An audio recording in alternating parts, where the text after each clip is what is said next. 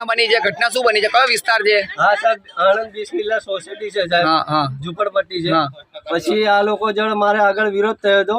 એ બાબતે કાલે આ લોકો FIR કરાવી હતી મારી બેન બાબતે. વચ્ચે રાખીને મારી બેનને મારી કૂટીને મારા ખિલાફ 4 લાખ રૂપિયા દાવો દહેજ માંગે છે એવું કરીને આ લોકોએ કેસ કરાવ્યો હતો. પછી કાલે અમે સાહેબ કોઈ દાવો મેં રૂપિયા માંગ્યા નથી. 15 થી 16 વર્ષ અમને સાહેબ એના લગ્નને થયા, આજ સુધી મેં કશું કીધું નહીં. તોય છતાં આ લોકોએ કાલે મારા પર કેસ કરી.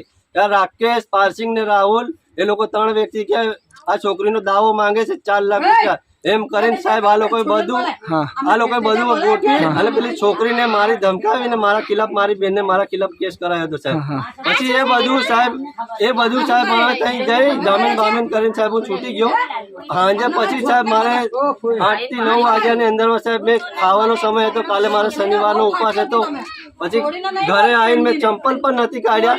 એટલામાં તાત્કાલિક સાહેબ પોલીસ વાળા આવી અને મારા બાથરૂમના ખૂણા આગળ દારૂના આ લોકોએ બાટલા મુકાયા. 8 નંગના બોતલ હતા. આ લોકોએ પોલીસ વાળાને રૂપિયા ખવાડે છે ને આ લોકો રૂપિયા ભરણ એ લોકોને આપે છે. એ જ પોલીસ આ લોકોએ બોલાવી અને તાત્કાલિક અહીંથી મને દારૂ એ લોકોએ ત્યાં પેલા નવા રૂમે હું ત્યાં સાહેબ બૂટ કાઢીને બેઠો જ તો ના લોકોએ 5 મિનિટમાં મને અહીંથી ઉઠાયો. એટલે અહીંથી મને દારૂનું પોટલું ઉઠાવવા કીધું 8 નંગની બોટલની સાથે. એ મેં સાહેબ હાથે પકડ્યું નથી કેમ કે મારો ગુનો સાહેબ જરાક પણ નહોતો. એટલે હું મજૂરીનો ધંધો કરું છું સાહેબ. મેં દારૂનો આજ સુધી હાથ લગાડ્યો નથી સાહેબ.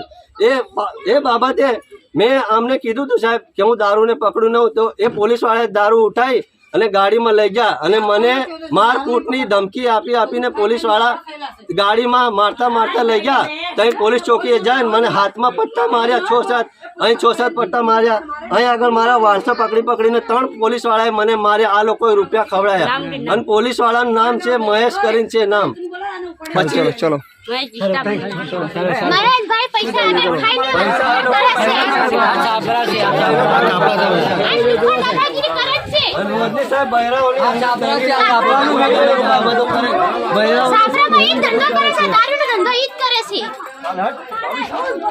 બધા છાપરામાં એ રીતનું સાહેબ આ લોકો ગોઠવેલું છે.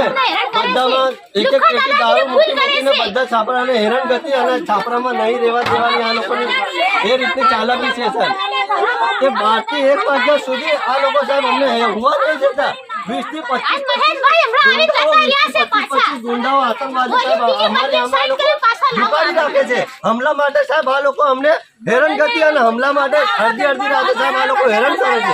અમારી છોકરીઓ બહેનોને સાહેબ આ લોકો સ્ટેન્ડિંગ રહેવા પણ નહીં દેતા. અને हमारे बहु बेटे और बहु साफ કર્યું તો આ લોકો સત્તા હમણ પજવે છે તો हमाરું કઈ થવા દેતા નહીં. ના ખુલ્લું બોલે સાહેબ.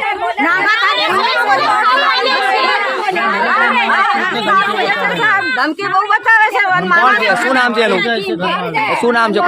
સાજિદ મદારી ને હૈદર મદારી અને પોલીસ વાળાનો સપોર્ટ એમના પર છે. આ લોકો પોલીસ વાળાને રૂપિયા ખવડાવે છે.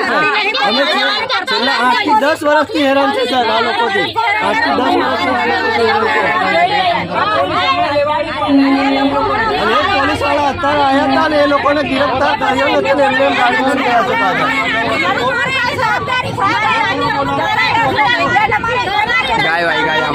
નાના હથિયારો લઈને આખી રાત રાતે મારી નાખે જવાબદારી પોલીસ વાળા નાખી ગયા. અને એ લોકો ઝઘડા બાબતે સાહેબ એમની બહેનો અને મમ્મીને આગળ કરે છે સાહેબ.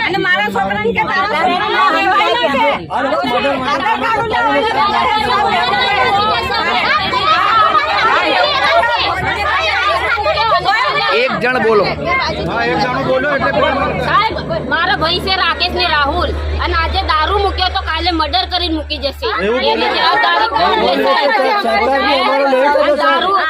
દારૂ અમે પીતા નહીં, શાક મટન મચ્છી નહીં ખાતા. અમે ભગવાનના ભગત છીએ.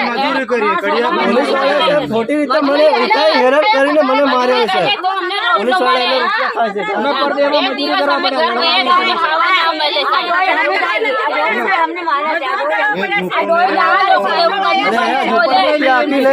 ઝુંપડપટ્ટી અમે અમારા કબજે કરી લેશું. ઝુંપડપટ્ટીમાં કોઈ વ્યક્તિ રહેશે નહીં.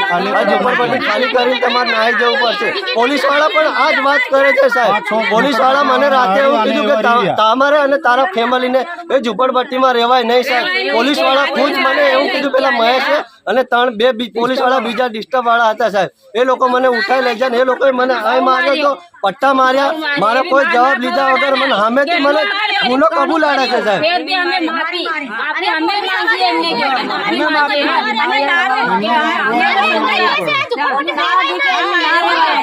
કેટલા વર્ષથી તમે ઝુંપડપટ્ટીમાં રહો છો? 48 વર્ષ થઈ ગયા સાહેબ. અમે મારો જન્મ દઈ છે સાહેબ. મારા છોકરાનો જન્મ અહીં છે સાહેબ. આ સોસાયટીમાં એક મકાન નથી. મારી વહુના સાહેબ જાંગિયા લંગોટ કપડા બપડા અમારા નાવણિયા બાવણિયા સાહેબ ફાડ્યા લે છે.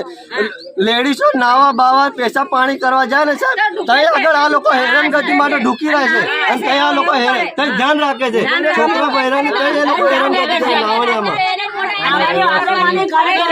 12 વાગ્યા કાબુ કરીને આવે આખો દાડો 1 વાગે બી આવે આ લોકો સાહેબ બહુ માતા ભારી છે અને તમને અમને નિમ્ર વિનંતી છે સાહેબ કે આ લોકોને કાર્યવાહી કરવામાં આવે સાહેબ. આ લોકો હજુ પણ અમને એવી ધમકી આપે છે કે રાકેશને ને રાહુલને મારીને રેલમાં નાખી દઈશું. આ લોકો બાકી ફેમિલી એ રીતે જ વાતો કરે છે સાહેબ. અને બહારના માણસો લોકો સાહેબ અમને